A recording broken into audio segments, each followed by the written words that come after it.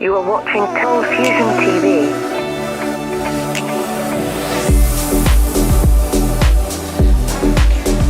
Welcome to another Cold Fusion video. In this video, we're going to take a look at the state of the art in solar power energy generation, specifically solar power plants. This may seem like an odd idea, but it's really been picking up steam in the last 2 years or so. In this video, we'll take a look. This video is brought to you by Squarespace, one of the easiest ways to build a website. The Cold Fusion website I'm building is coming together nicely, so hang around till the end of the video to see how it's progressing and also get a special offer. This month, China just completed the world's largest floating solar power plant, and it's now operational. This is kind of strange because China was once seen as the world's largest polluter, but now maybe they're cleaning up their act.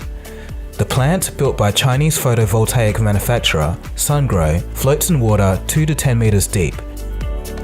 Interestingly, this plant was built on an old coal mining site that has been filled with rainwater. Because of the mining activities, the water there is otherwise mostly useless. The advantages of such a plant is that no land needs to be cleared, and the water also provides ambient cooling for the plant's environment, reducing long-term damage from heat. The downside? It's only 40 megawatts of power output. For comparison, Australia is building a 330 megawatt land-based solar power plant, and a 650 megawatt one is being built in India. But if you want to take a look at the world's largest land-based solar power plant, it all circles back to China. They have a whopping 1,500 megawatt solar power plant. And for those of you wondering, 1 megawatt can power roughly 400 homes. So let's zoom out on our perspective here a little bit. How do the largest solar power plants compare to the largest nuclear power plants? Here's a general table of all the nuclear power plants over 1,000 megawatts. As we can see, they range from about 1,000 megawatts all the way up to almost 7,000. So we can say solar power plants are about half the average here. So let's take a look at coal. The average here is a little higher, maybe 3,000 to 4,000 megawatts. So the solar plant output is a bit under half here. So this is very interesting.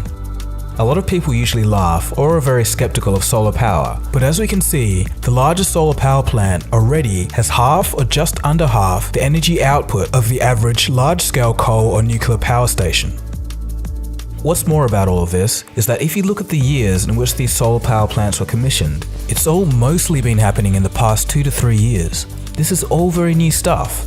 So what this means is that at this point, the technology is at its worst efficiency and the most primitive it will ever be. Solar power plants are only going to get better from here on. Alright, so this sounds all pretty good, but what about the energy storage? How do you store the received energy from the sun to use at night? Well, there's a couple of options. You could go down the battery road with the implementation of a new use for an old technology. Specifically, battery packs like Tesla's power packs. They are the utility-scale battery packs that are used in California and also used to currently power entire islands in Hawaii from solar power. With this method, the off-demand storage issue could be solved. For power plants that use solar thermal energy directly, storing excess energy in molten salt is also a solution. One of the more interesting methods I've heard of is a little experimental. It involves storing energy within rock cavities such as mountains using pressure. A friend of mine who I met at the St. Gallen Symposium is doing this with his company, Allocaze. I've already briefly mentioned him in my Europe video, but we'll be doing a video together on this technology. It's pretty interesting stuff. This experimental method could be a future solution to the off-peak energy problem with power plants that are in suitable geographical locations. Another problem with solar is that obviously, when it's night or cloudy, you're hardly going to get any power from the sun. For this reason, solar power plants are probably going to be a complementary technology to take the strain off the main power grid until energy storage solutions get perfected. So I know what some of you would be thinking. What about the pollution caused by the actual production of solar panels? Well, as it turns out, the amount of environmental damage caused by the production is totally dependent on who's creating the solar panels in the first place. The environmental impact ranges from virtually nothing all the way to pretty devastating in places where environmental consideration isn't a priority. The main risk comes from the chemicals used. Fabricating solar panels requires chemicals such as sodium hydroxide, hydrofluoric acid, and carbon tetrachloride, which can all lead to dangerous waste byproducts. According to studies done by Stanford and the US government, most of the dangers from solar panel manufacturing come from upstream in the supply chain. This is where the raw materials are being treated. In other words, it's most dangerous for the actual workers producing the panels. However, if regulations are followed, it is a safe work environment. But the big question is that with China being one of the world's biggest solar panel manufacturers, are they following the proper workplace and environmental regulations? In the past, a Chinese firm was caught dumping toxic solar panel waste into a river. While this was a few years ago, and since then from the limited data received, China is getting much cleaner in their production pipeline, it still raises some questions. At this point, it really is up to the integrity of the firms to make sure that they're doing the right thing. The safe recycling of old solar panels is also an emerging industry, with Australia leading the way. So on this point, if companies obey regulations and solar panel recycling becomes commonplace, we could have a future with true clean energy on a large scale without waste. It sure isn't the final destination in clean energy, but it's rapidly becoming a valid stepstone.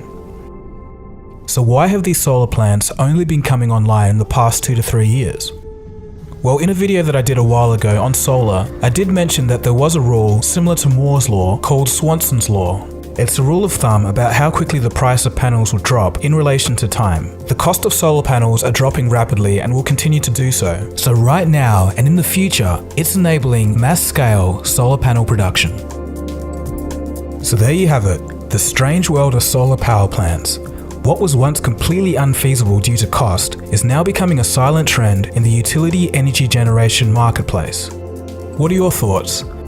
Do you think this is the right way to go and a valid step towards clean energy, or do you have some reservations against it? Let me know your thoughts in the comment section below. If you like this video, feel free to give it a thumbs up, and if you're new to this channel, feel free to subscribe. This video was brought to you by Squarespace. I've been building a Cold Fusion website using Squarespace and have taken on board some of your suggestions. One of those suggestions was a music section where you can listen to a collection of Burn Water music. I'm actually genuinely surprised at how easy it is to build components of the website. It's very simple and intuitive. If there's anything else you want to see on the website, there's still time, so you can write your suggestions in the comments below. If you're interested in making your own website, head over to www.squarespace.com/coldfusion and receive a free trial and 10% off your first purchase. Anyway, this has been Dagogo, you've been watching Cold Fusion. Thanks for watching, and I'll catch you again soon for the next video. Cheers guys, have a good one.